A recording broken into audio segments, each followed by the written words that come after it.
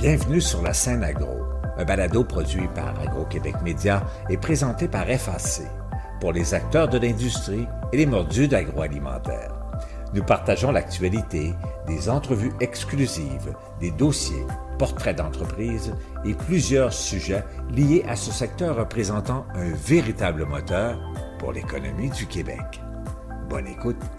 Ici Lionel Levac. 4 entreprises s'installent actuellement dans le district Lupel et une quinzaine d'autres sont en discussion pour les rejoindre éventuellement dans ce qu'il est convenu d'appeler le nouvel accélérateur d'entreprises du bas du Cap de la Madeleine à Trois-Rivières. District Lupel poursuit l'aménagement des locaux de sa première phase de développement dans d'anciennes installations du groupe Cascade et où les activités devraient s'amorcer d'ici l'été. J'ai assisté au lancement de District Lupel. Voici mon reportage. Le président du groupe Inspire, Sébastien Gariepi, a acheté l'ancienne usine Cascade Lupel dans ce que l'on appelle le bas du Cap, à Cap de la Madeleine, maintenant secteur de Trois-Rivières. Sébastien Gariepi de District Lupel, cofondateur de District Lupel. District Lupel est un écosystème agroalimentaire qui vise en fait à augmenter l'autonomie alimentaire du Québec. Certains pourraient dire c'est un genre de motel industriel, vous logez des entreprises. Le projet, par son envergure, est très structurant, donc comprend différents axes. Le premier axe est un accélérateur d'entreprises agroalimentaires. Donc effectivement, on accueille différentes entreprises de petite et moyenne taille dans un écosystème qui leur permet de croître. C'est le démarrage. Vous avez 4 entreprises qui ont confirmé qu'elles allaient s'installer ici et ça se fait dans les prochains mois. Effectivement, les travaux sont en cours et puis les entreprises pourront déménager dans les lieux d'ici juin 2023. Et je présume que vous avez des discussions avec plusieurs autres entreprises. On a une quinzaine de lettres d'intention qui sont en circulation à l'heure actuelle, donc oui, les derniers espaces devraient se remplir assez rapidement. Une inauguration des activités un peu plus tard cette année? Effectivement, on va se laisser le temps de monter aussi nos programmes d'accélération, donner de la valeur ajoutée aux locataires, monter un bottin de ressources et puis au courant de l'été, il y aura vraisemblablement une inauguration officielle. Il y a de la place. Là. Effectivement, l'immeuble ici contient 360 000 pieds carrés, donc ici on est dans la première phase de l'accélérateur, mais il y aura une deuxième et s'il faut une troisième phase. Première phase, vous occupez une partie du bâtiment. Effectivement, donc la première phase de l'accélérateur comporte 30 000 pieds carrés. À terme, on peut aller jusqu'à 360 000 pieds dans le bâtiment. Donc, on pourrait quintupler et plus. Merci beaucoup.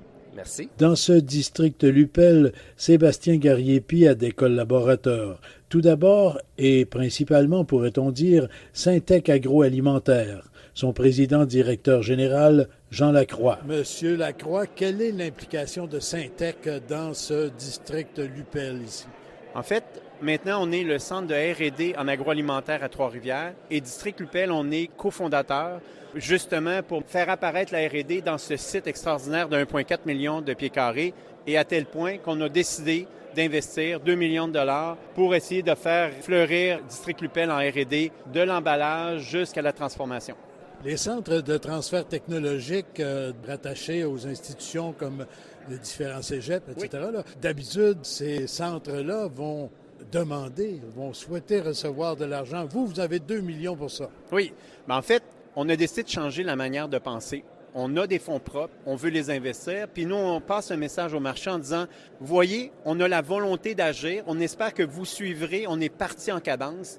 Puis c'est de l'esprit. Fait que le modèle d'affaires financier de Syntec Agroalimentaire est en transformation. Puis on fait une première, je pense, qui est québécoise, qu'un centre investisse sur un lieu. Et j'espère que ça passera le message à tout le monde et que nos différents paliers de gouvernement comprendront qu'on s'est mis en marche. Puis on espère qu'ils profiteront de ça pour embarquer dans cette aventure.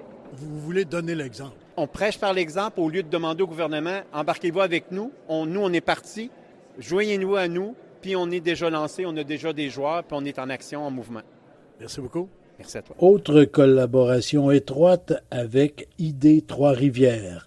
Son directeur général, Mario de Tilly. Ce projet-là s'inscrit dans une vision qu'on a adoptée, qui est celle de faire en sorte qu'au lieu de faire du développement extensif, donc de toujours agrandir les zones industrielles, mais qu'on a travaillé d'abord sur la densification de nos espaces et la récupération de nos friches industrielles.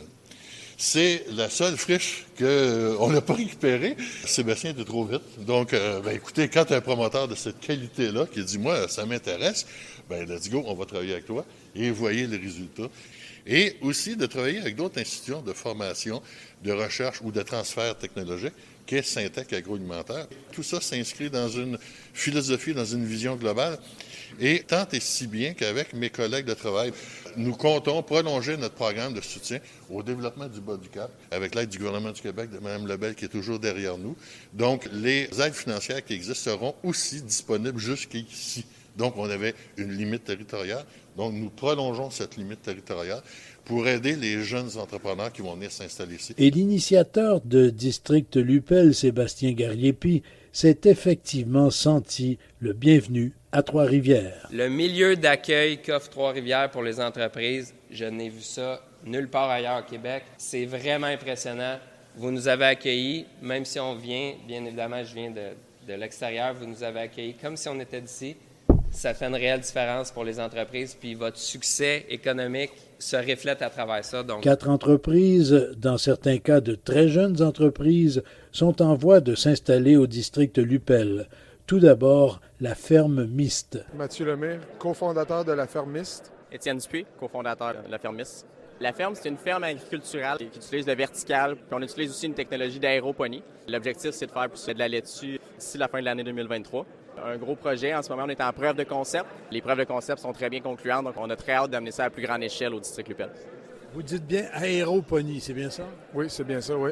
L'aéroponie, dans le fond, c'est un mist. On utilise le système de mist pour aller arroser avec un fin jet d'eau, une petite brume d'eau, en fait, pour venir arroser la racine directement avec des nutriments pour optimiser la quantité d'eau qu'on va utiliser pour la plante. Fait que l'idée, c'est de diminuer la consommation d'eau pour faire pousser, dans le fond, la récolte. Ouais. Idéalement, c'est sûr que d'ici la fin de l'année, si on peut être en production, ce serait un monde idéal. C'est sûr que ça présente beaucoup de défis. L'idée, c'est de prouver la rentabilité du projet le jour 1. Ensuite, ce qu'on va faire, c'est juste agrandir ce projet-là le plus qu'on peut. Messieurs, merci beaucoup. Merci beaucoup. Merci beaucoup. Aussi, la microbrasserie Le Temps d'une Pinte. Gustavo Nevares, de la microbrasserie Le Temps d'une Pinte. Et c'est vous le maître brasseur. Je suis le maître brasseur de la microbrasserie. Sébastien Bourassa, je suis à la direction des ventes. Quelle est l'implication du Temps d'une Pinte dans ce nouveau district Lupel? En fait, c'est notre torréfacteur qui s'en vient ici. Il y avait une demande à l'externe pour notre café, puis aussi au niveau opérationnel, on manquait d'espace. Fait que c'est un beau match en ce moment-là. Parce que dans le bas de la ville, à Trois-Rivières, vous avez quand même des locaux qui sont un peu serrés, là. Exactement, autant au niveau de la hauteur que de la largeur. C'est un peu serré. Et vous, vous continuez à brasser des bières. Vous impliquez dans la torréfaction comme telle du café? On a toujours combiné le café dans nos produits. On est producteur de miel aussi, alors on l'a intégré aussi dans les produits de la microbrasserie. Mais maintenant, tranquillement, on commence à chercher de l'espace d'expansion pour développer les mêmes critères, mais avec plus de surface de travail. Et ça va se faire ici, à District Lupel. Oui, ça c'est l'intention de s'installer ici à Lupel. Et avec les 4 entreprises qu'on nommées aujourd'hui, on a des facteurs de travail en commun. Et avec Ulysse Biotechnologie, on a travaillé sur des bactéries sur le beurre. Et avec les Garderons, on a des choses en commun aussi. Alors c'est vraiment une synergie intéressante de travailler ensemble avec des autres entreprises collègues. Messieurs, merci beaucoup. Merci beaucoup. Merci. Peut-être préférerez-vous du rhum, celui de la rhummerie Grand Charbon. Jonathan Couturier, maître distillateur pour la rhummerie Grand Charbon. Yves Dufresne, aussi maître distillateur pour la rhummerie Grand Charbon. Qu'est-ce qu'elle a de particulier, cette rhummerie? En fait, on va être la première rhummerie au Québec à s'implanter à Trois-Rivières. On est super heureux de ça, dans des beaux locaux, chez District Lupel, un beau projet en pleine expansion. Est-ce que vous êtes déjà en production? Non, actuellement, on est à l'état de projet, mais disons, en octobre cette année, nous allons être en production. Ici, au District Lupel? Oui, effectivement, on s'installe pour être au District Lupel. Votre rhum, il aura des particularités? Oui, en effet, là, pour tout de suite, on ne veut pas vendre le punch, mais oui, il y a des belles annonces qui s'en viennent de ce côté-là. Punch ou le rhum? Ouais, rhum punch, non. Mais une chose qui est certaine, et le nom le dit, Grand Charbon, c'est que vous allez chauffer, faire le chauffage à partir de charbon. Oui, en effet, on va vraiment pratiquer là, une méthode un peu ancestrale là, de distillation. Ça va être vraiment particulier, jamais vu au Québec non plus. Avec mon partenaire qui a déjà une solide expérience dans le domaine. Donc, c'est un gros plus aussi. Là. On a bien hâte de se lancer dans cette aventure-là. Sans révéler tous les secrets, on sait cependant que vous allez utiliser du sucre de canne. Bien, en fait, on va utiliser le résidu du raffinage de sucre de canne, qui est de la mélasse, en fait. Il va y avoir des ingrédients québécois, mais principalement, c'est de la mélasse jamaïcaine et du Costa Rica, ouais. Parce que la mélasse québécoise, on n'en a pas tellement encore. Bien, à la limite, ça pourrait exister un type de mélasse style d'érable, mais en réalité, non, on va utiliser de la mélasse de canne à sucre, effectivement. Et votre rhum, il va s'appeler?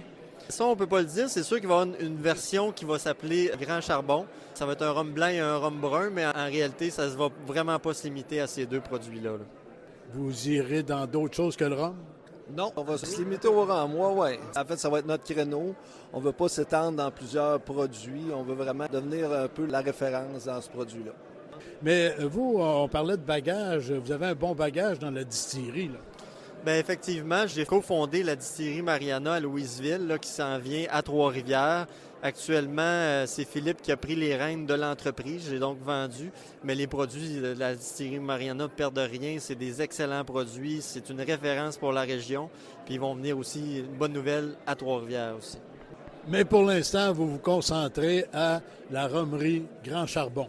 Effectivement, je repars dans un domaine précis, un spiritueux que j'adore, en fait, qui a aussi formé un peu, en quelque sorte, l'histoire du Québec, de l'Amérique aussi. Le rhum est un produit qui a formé l'Amérique là, à travers son histoire. Messieurs, merci beaucoup. Merci beaucoup. Merci, bye-bye. Et il y a Ulysse Biotech. Yves Ursubis de Biotechnologie Ulysse. Chez Ulysse, on développe des micro-organismes qui vont favoriser la croissance des plantes ou encore les protéger contre des maladies fongiques, bactériennes. Donc, l'idée, finalement, c'est d'utiliser ces bactéries-là pour l'autonomie alimentaire, aider justement nos producteurs de serre au niveau horticole ou au champ pour les aider à faire face à des maladies ou à des conditions de stress. Par exemple, on parle beaucoup du manque d'eau. Bien, nos bactéries vont favoriser justement la croissance en diminuant l'utilisation d'eau ou encore en utilisant moins de phosphore ou d'azote. C'est un peu le genre de choses qu'on fait chez Ulysse. Claire Le Tanner, je suis chercheuse donc chez Ulysse Biotechnologie. En fait, je suis ici présente justement pour développer une gamme notamment d'antifongiques, donc sélectionner des bactéries qui ont une compétence antifongique, donc pour pouvoir justement aider à contrôler des pathogènes fongiques, encore une fois, dans des serres, au champ, comme M. Urtubis l'a dit. Et là, on vient de parler de serre. Vous êtes madame? Nancy Clermont, directrice en R&D chez Savoura. Et donc, maladie fongique, ça peut vous intéresser dans les serres, ça? Oui, tout à fait. Et ça fait quand même plusieurs années que Savoura collabore avec Ulysse. On fait de la recherche ensemble. Ça nous permet justement d'unir la recherche fondamentale à la recherche appliquée. Donc, au district Lupel, maintenant, vous allez collaborer aux travaux? Tout à fait. On va faire des beaux projets ensemble. Vous êtes ici présentement avec 3 PhD. 3 personnes qui ont fait un doctorat, mais 3 personnes qui ont fait un doctorat dans le but de travailler au niveau appliqué. Donc, l'idée, c'est d'essayer d'amener nos connaissances qu'on a développées au niveau de notre formation, les mettre au service justement de la communauté, donc en développant des bons produits d'un point de vue biologique. Donc, on veut protéger l'environnement et la santé des utilisateurs. Donc, à ce niveau-là, je vous dirais que les 3, on est très fiers d'amener justement toutes nos connaissances qu'on a acquises au niveau de notre formation directement sur le terrain, au niveau commercial. C'est l'objectif. J'ai envie de faire une blague. Donc, ici, ça va devenir un bureau de docteur. Ben oui, mais le bureau de docteurs qui n'auront pas peur de salir les mains. Parce qu'en fait, on aime ça, faire ce genre de choses-là, parce que c'est beau de travailler dans un laboratoire, mais c'est un grand plaisir d'aller sur le terrain, d'aller littéralement jouer dans le sol pour aller chercher des échantillons, comprendre comment ça se passe. Parce que la vie est bien faite, la vie va chercher l'équilibre. Donc maintenant, c'est aux chercheurs de la comprendre, puis ensuite de trouver des solutions pour les amener directement au niveau des utilisateurs, les producteurs de tomates, de fraises, ceux qui sont au champ, ceux qui sont en serre, puis éventuellement la grande culture. Bien, merci à vous 3. Bien, merci beaucoup. Merci. Merci. Diverses infrastructures seront à la disposition des entreprises. Des zones d'entreposage, secs, réfrigérées ou congelées, des quais de chargement-déchargement, une cuisine commerciale, un service de compostage, des bureaux. Aussi, pour atteindre un certain niveau d'autonomie énergétique, l'entreprise trifluvienne Trigo Énergie installera des murs solaires performants qui permettront de chauffer une partie du bâtiment. Le projet emballe tout le monde, y compris la députée de Champlain et ministre du gouvernement Legault, Sonia Lebel. Madame Lebel, bonjour. Bonjour. Un projet intéressant, District Lupel. Qu'est-ce que ça vous inspire? Bien, ça m'inspire l'innovation, la revitalisation de nos friches industrielles, d'être capable de donner, encore une fois, un élan au bas du cap. C'est pour ça qu'on est derrière le projet. On travaille beaucoup avec Idée Trois-Rivières, qui a cette vision-là. On a eu la chance, avec le groupe Inspire, de rencontrer un groupe qui veut aussi faire ce type de développement-là. Pour moi, c'est très énergisant, puis je vois beaucoup de potentiel ici. Puis je suis convaincue qu'à court, à moyen terme, ça va donner des choses extraordinaires dans le coin. Merci beaucoup. Merci. Un peu d'histoire en terminant avec Jean-François Roy, chargé de projet pour le groupe Inspire. Je lui ai demandé l'origine du nom Lupel. C'est une ancienne usine de pâte et papier. La production a commencé en 1917. Une compagnie qui faisait des sacs de papier pour l'épicerie. Ça a changé de nom quelques fois. St. Maurice Paper, propriétaire dans les années 20-30. Après ça, Console Batters qui ont acheté dans les années 50, 60, 70, qui ont mis des machines pour faire du papier journal. La production elle a cessé ici en 1974 de papier journal pour transférer la production à l'île Wayagamak à Trois-Rivières. Par la suite, la Société nationale de l'amiante, la SNA, ont racheté pour tenter de revaloriser la fibre d'amiante et de fabriquer un endos avec de la fibre d'amiante pour les fabricants de prélats. D'où le nom Lupel. Lupel, dans le temps, voulait dire laboratoire, usine, pilote d'endos de linoléum. Vous aurez compris qu'il s'agissait bien de linoléum. Ici Lionel Levac. Prochain rendez-vous pour l'inauguration officielle du district Lupel avec des entreprises en activité. Au revoir. Cet épisode vous a été présenté en collaboration avec RBC. Vous avez aimé ce contenu? Suivez la scène agro pour rester à l'affût de l'actualité agroalimentaire. Merci et à bientôt.